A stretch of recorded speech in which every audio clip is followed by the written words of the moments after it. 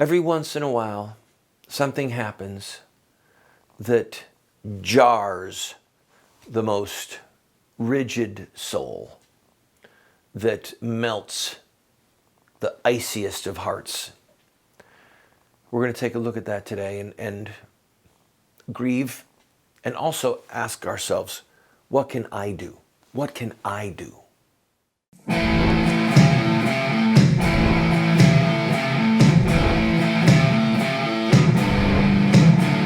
Those who forsake the law praise the wicked. Those who uphold the law resist them. Welcome to the Voice of Resistance. Here's your host, Randall Terry. Hello, friend. I am going to bring you some news that you may have heard.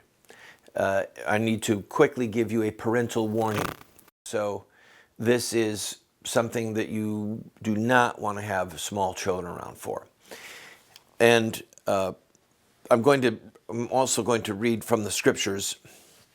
So the scriptures obviously are not a danger to children, but this news is horrific. All right. You may have heard this. A 7-month pregnant woman, 26 years old, answered a Craigslist ad for baby clothing. She went to the house of the woman who had the items listed. The woman's house who she went to her name was Randall Lane. This is her picture, her mugshot. So the perpetrator, Randall Lane, attacked this pregnant mom, 7 months old, and literally cut her baby out of her, took the baby out. And the attacker's husband came home and found this baby in a bathtub, blood all over it. And he said, "What is going on?" And the attacker said, "Well, this woman came and she had a miscarriage." So he scooped up the baby and ran to the hospital along with the attacker. They got to the hospital and the woman said, "I had a miscarriage." And the hospital staff would look at her like, "You don't look like anyone who has just had a baby. You don't show any signs of uterine distress, female distress." And the baby was still alive when he got there. Unfortunately, the baby died. The wounded mom was able to get enough strength to pick up a cell phone and to call 911. The police came and found blood everywhere. It was a horrific scene. And she survived. At this point, the hospital officials are saying that her prognosis is good for survival. And the baby is dead. This murderer is being held on $2 million bail.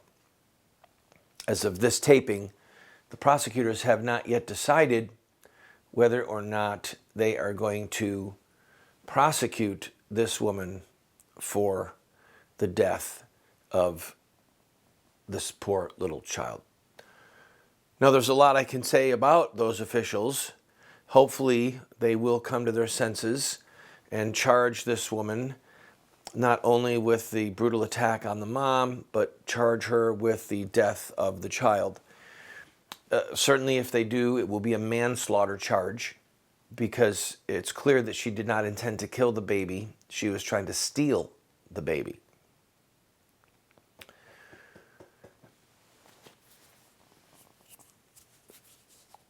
I hope that this makes you grieved and shocked. And the reason I hope that is for the same reason I want to be grieved and shocked, and that is for the sake of our souls.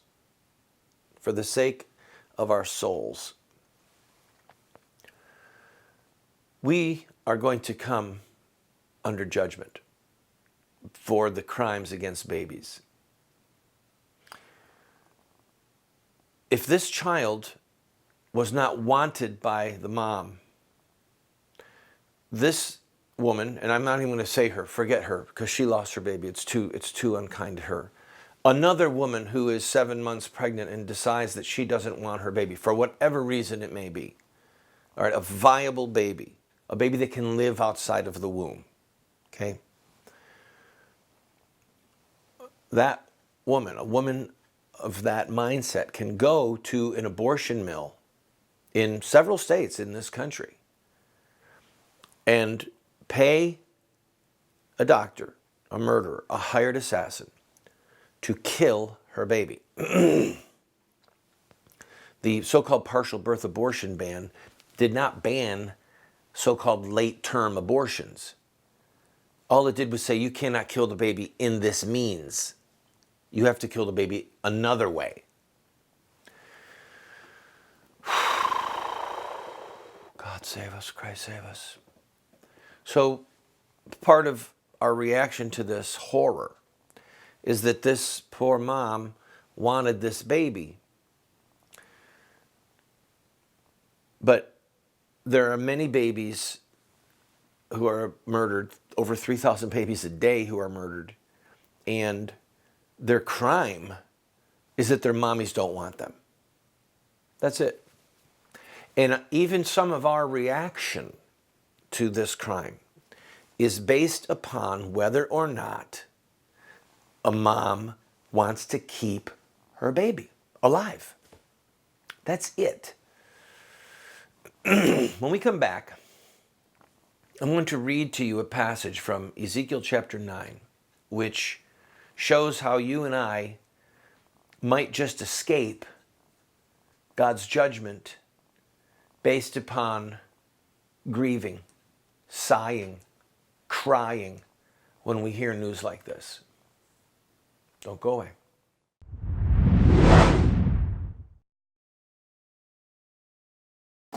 Hey, everyone's been asking me, when's Unstoppable coming out on DVD? Well, it's here. And I have created my own deluxe signature version of Unstoppable that contains not only the movie, but over 5 hours of additional curriculum and study guides for your family. It's perfect for your homeschool, educational facility, small group Bible study, and family devotions. And I'm going to share with you some of the spiritual warfare that surrounded the release of this film. This box set also includes extended scenes, new music videos, the inside scoop on the whole Facebook controversy. So what are you waiting for? I made this special version with my family in mind, and I know your family will be blessed by it too.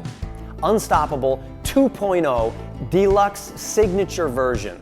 Available only here at KurtCameron.com. I can't wait for you to experience what's inside.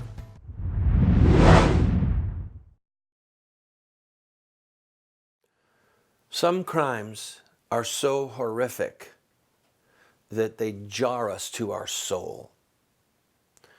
And of course, I'm speaking about this poor young mom, 26 years old, who answers a Craigslist ad for baby clothes, goes to the woman's house. Dinell Lane is her name. There's her pictures, 34 years old. She attacks this mother and literally cuts her baby out.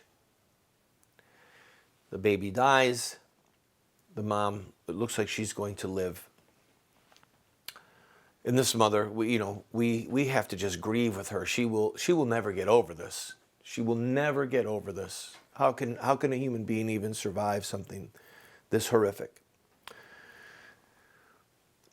And it's proper that we should react in this way. It's proper that we should be horrified, that we should grieve, maybe that we weep, that we pray.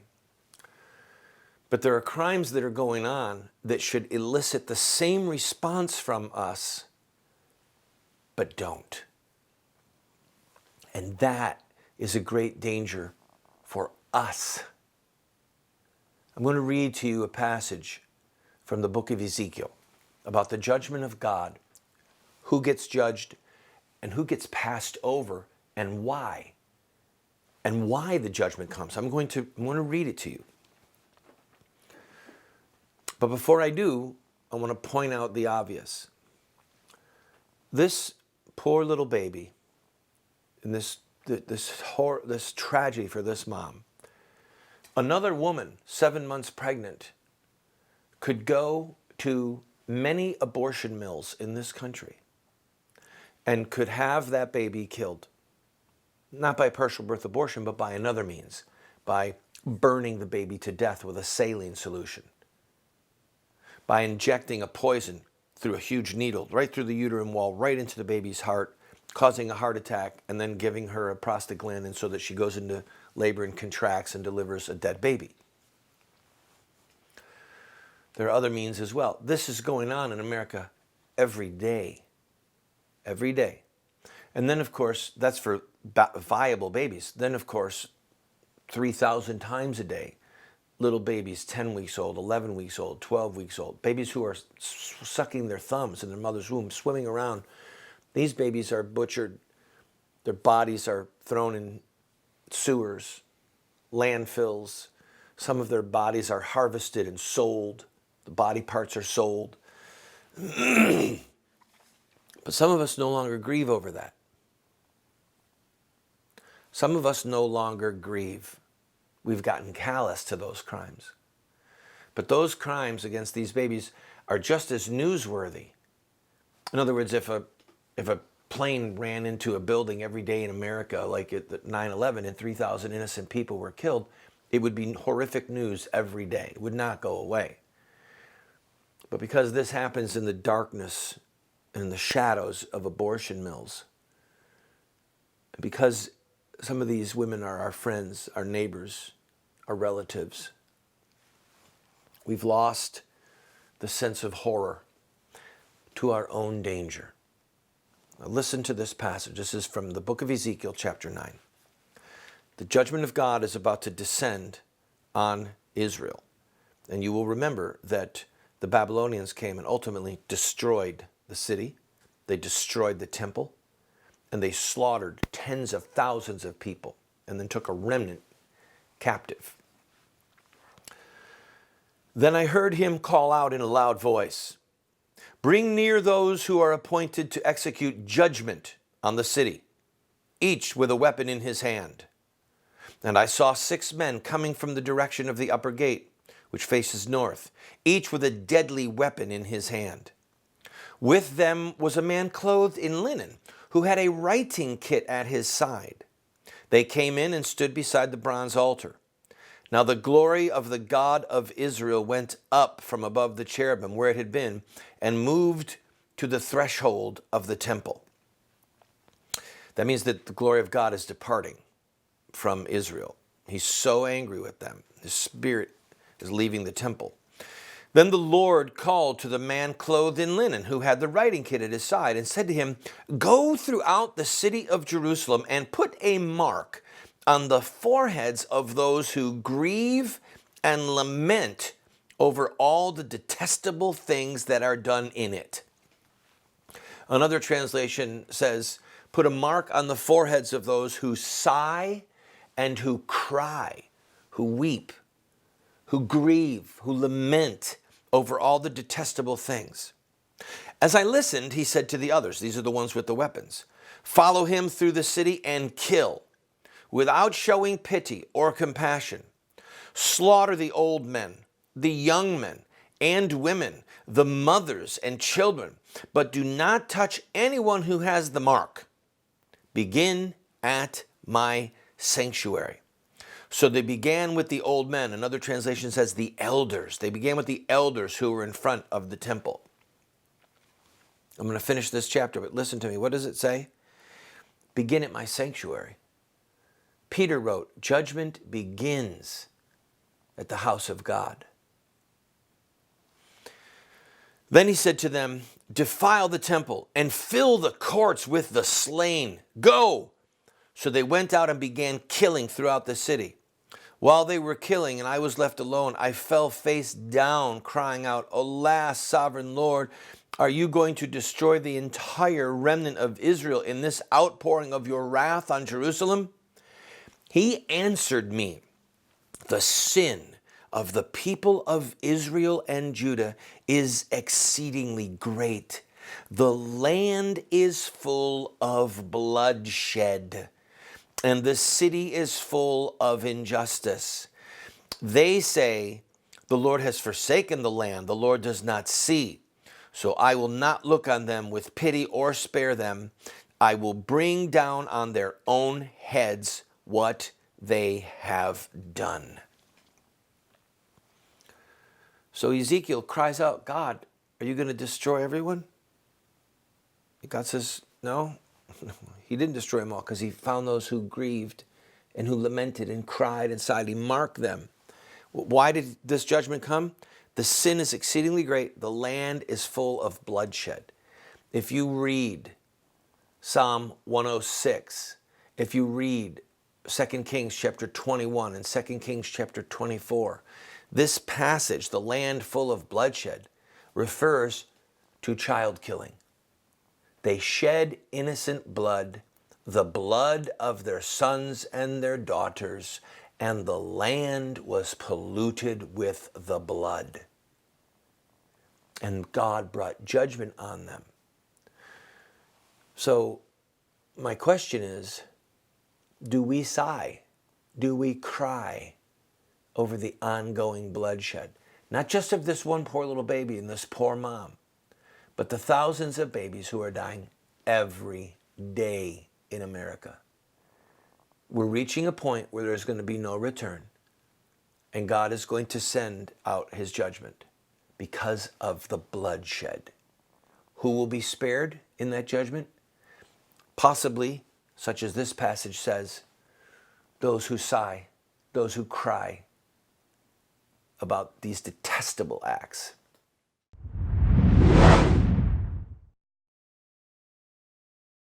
Do you want to get America out of the hands of wicked and unjust men and women who are destroying the republic before our eyes, and put leadership back into the hands of righteous men and women so that we don't die as a nation?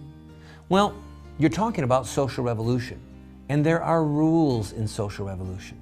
We can look at the victorious social revolutions of the past, such as the end of slavery, the end of child labor, women's voting rights, the end of segregation, and so much more, and learn from their victories.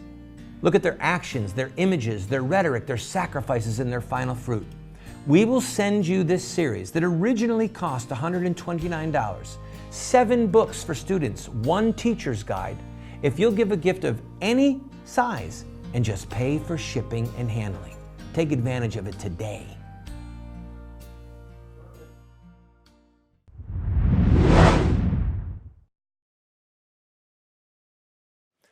I was asked recently to speak at a small group meeting for some Christians about evangelizing and to talk about what keeps me going.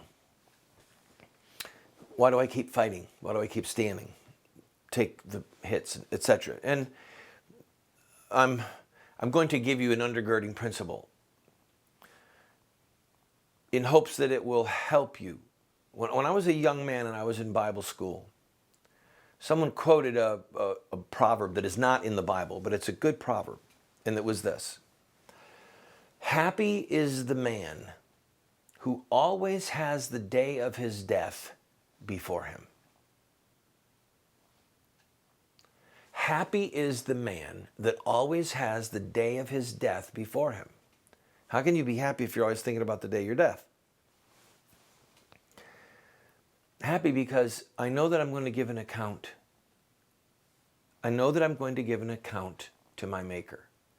And so the sins that I struggle with, the sins that you struggle with, when we think I have to face the Lord, I have to face God, it will have a tendency to rein us in, to try and keep short accounts with God, asking his forgiveness. But beyond that, it's not just a deterrent to personal sin, but it's also an impetus to do the right thing. True religion and undefiled before God and the Father is to visit the orphan and the widow in their distress and to keep oneself unstained by the world. That passage from the book of James, you see it on your screen there. Look, there's many different translations, but they all communicate the same thing in essence, that the widow and the fatherless, that is a child without a father's protection, that are helping them aiding them, helping them, protecting them.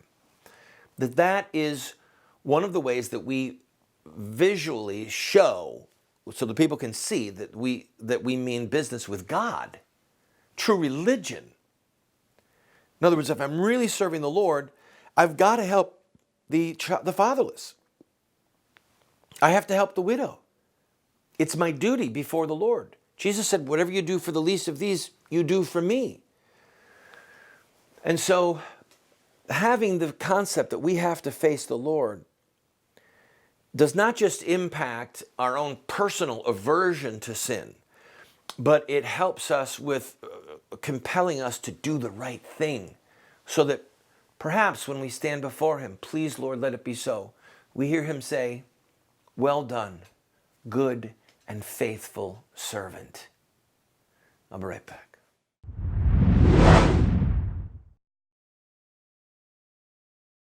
I have been a leader in the pro-life movement for 30 years. And sadly, we have not prevailed in our goal to make it a criminal act to kill an unborn baby. There's reasons why we have failed.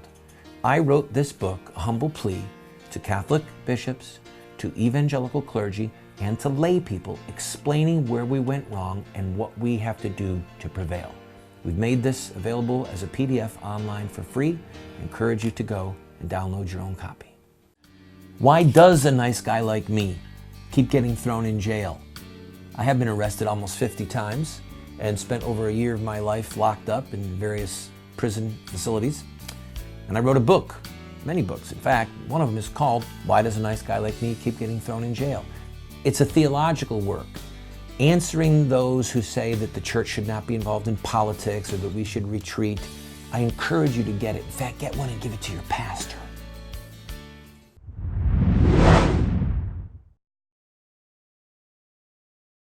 If you saved one human life, let's say that you're a fireman or a firewoman, and you ran into a burning building and carried out a child and saved that baby, that child, from death, or an elderly woman or an elderly man or anybody, think of any scenario that you can in which you save a human life or really help somebody who's in a crisis.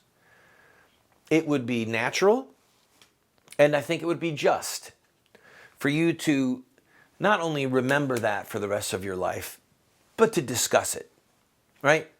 You know how when people get around at the table, have a meal, have a beverage, and they start telling war stories, they start telling the deeds of valor that they have done.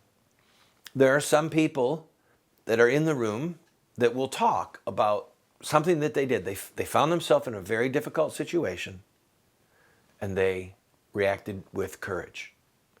Maybe even courage that they didn't know that they had. That could be you. Could be me. As we look at this horrific crime of this poor little baby that was killed, this mother that was attacked and her baby literally taken out of her womb. If you just join me and you don't know what I'm talking about, go to our website, look at earlier portion of the show. When we go to that, we should shrink in horror. The vast majority of us do. But I would venture to guess that if we had been there, we would have done something to stop it. We'd have intervened. We'd have said, no, I'm not going to let you cut this woman. Are you out of your mind? We'd have pushed her. We'd have used whatever force was necessary, right? There are women around you right now. Some of them are in your church.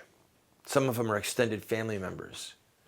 They're pregnant, and they're thinking about killing their baby, and you're going to get wind of it. My encouragement to you, my challenge to you is be brave and intervene. Say something, even if it's uncomfortable, even if they get mad, even if they're not inviting you to say anything, even if it offends other family members. Get involved. Do what you can to save that baby's life, and you will have a story that you can talk about the rest of your life when that baby is alive, if you prevail.